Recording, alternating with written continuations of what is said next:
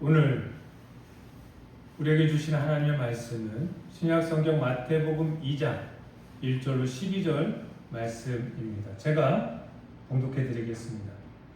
헤롯 왕 때에 예수께서 유대 베들레헴에서 나심에 동방으로부터 박사들이 예루살렘에 이르러 말하되 유대인의 왕으로 나신 이가 어디 계시냐? 우리가 동방에서 그의 별을 보고 그에게 경배하러 왔노라 하니 헤롯 왕과 온 예루살렘이 듣고 소동한지라.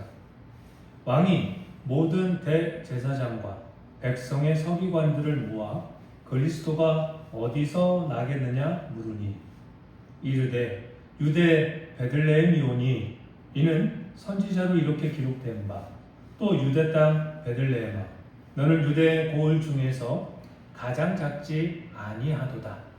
내게서 한 다스리는 자가 나와서 내 백성 이스라엘의 목자가 되리라 하였음이니이다.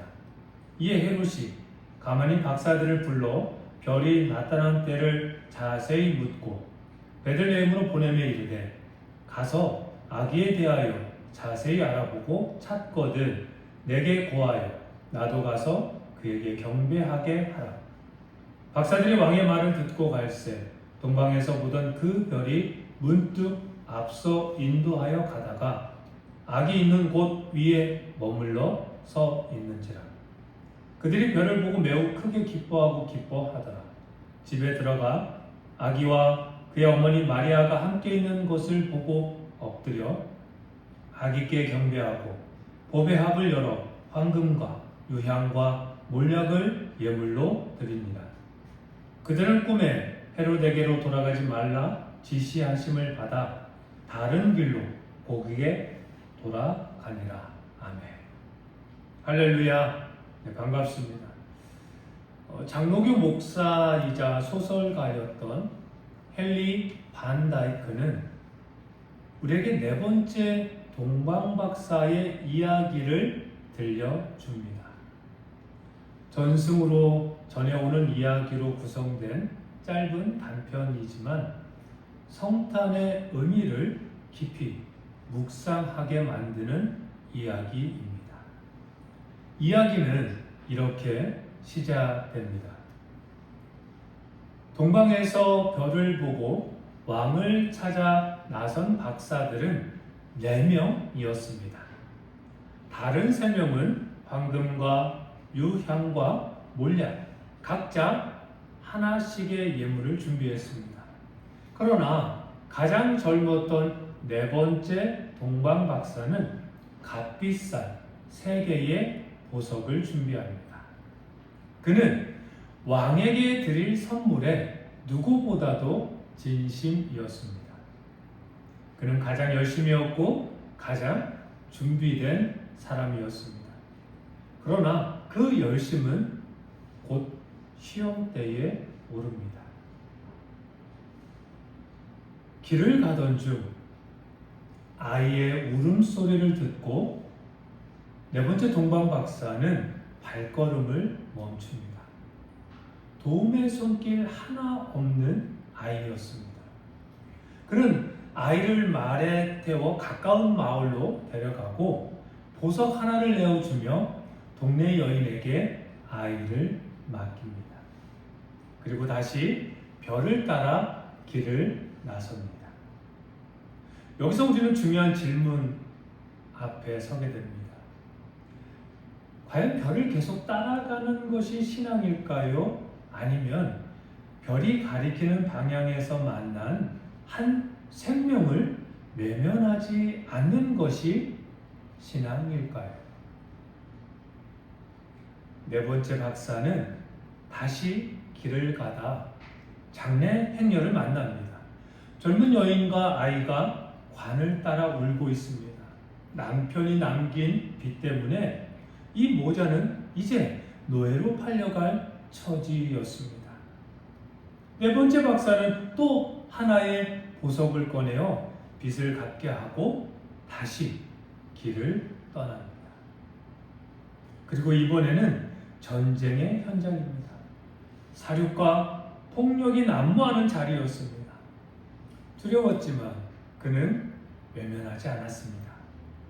마지막 남은 보석을 군인들에게 내어주며 제발 아이들과 여인들은 놓아 달라고 부탁합니다.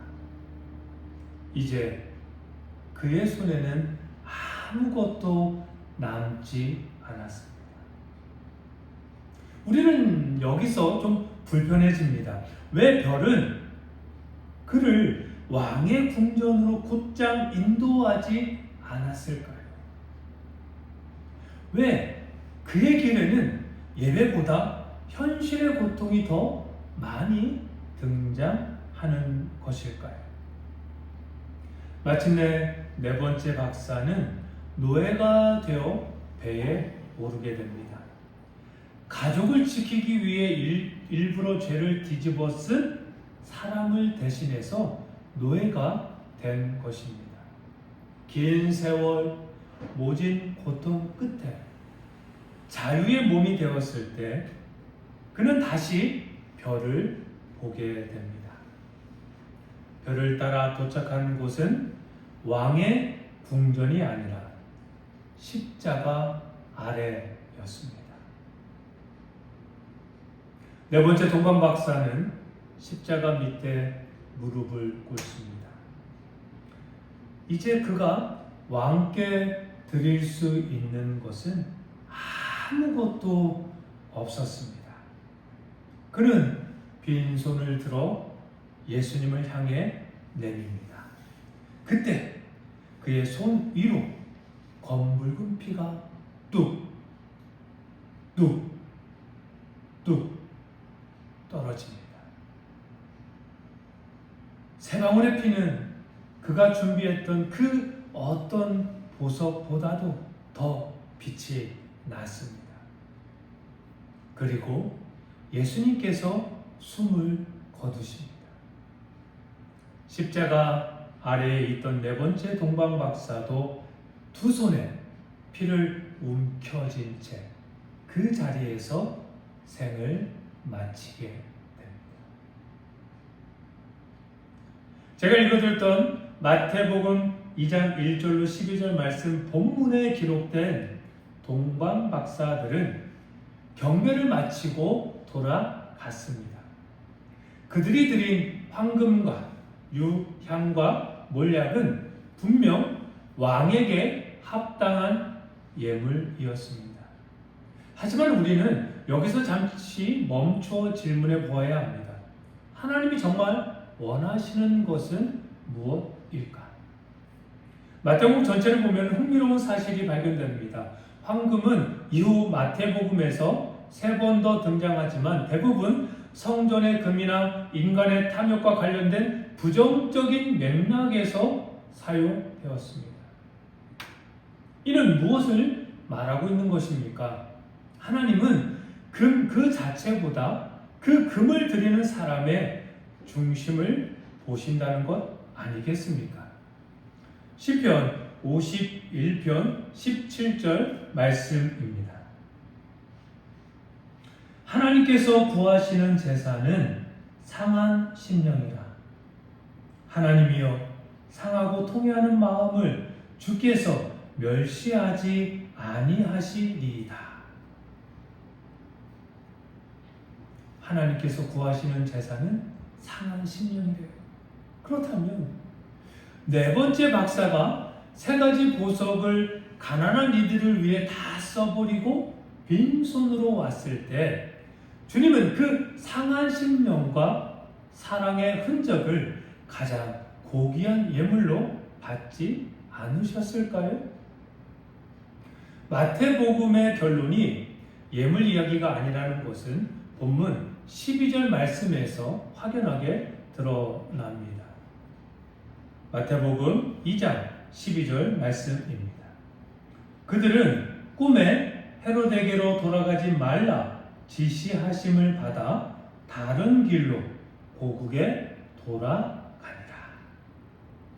박사들이 다른 길로 돌아간 것은 단순한 경로수정이 아니었습니다. 그것은 헤롯의 통치 방식으로부터의 탈출이었습니다.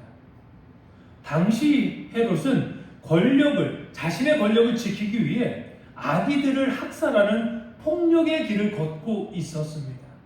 박사들이 만약 왔던 길로 되돌아갔다면 그들은 헤롯의 음모에 이용당했을 것입니다.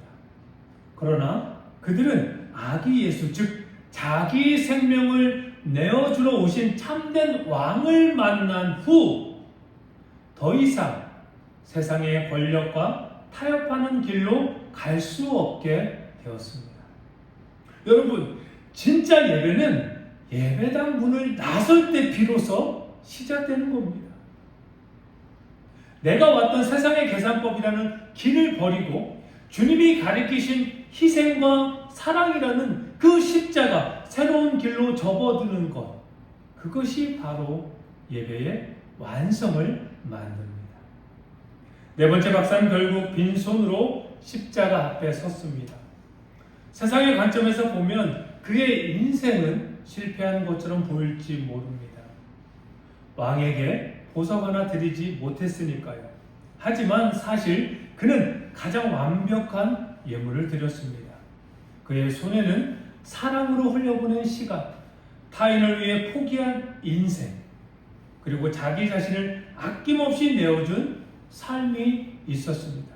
그러나 분명히 해야 합니다. 그의 선행이 그를 구원한 것이 절대 아닙니다.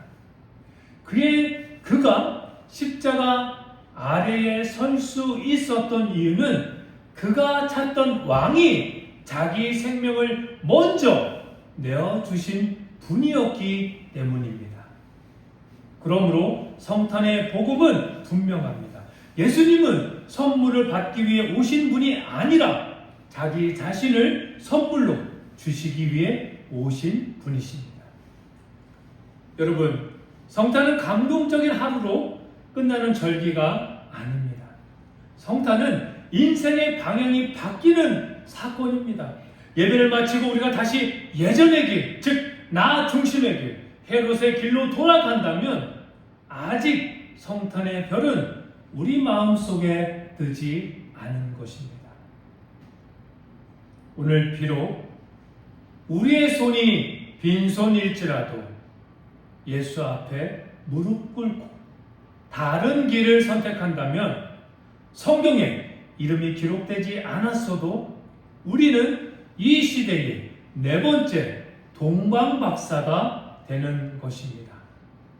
이번 성탄절 예수님을 만난 후 사람답게, 복음답게 다른 길로 돌아가는 은혜가 우리 모두에게 충만하기를 예수님의 이름으로 소망합니다.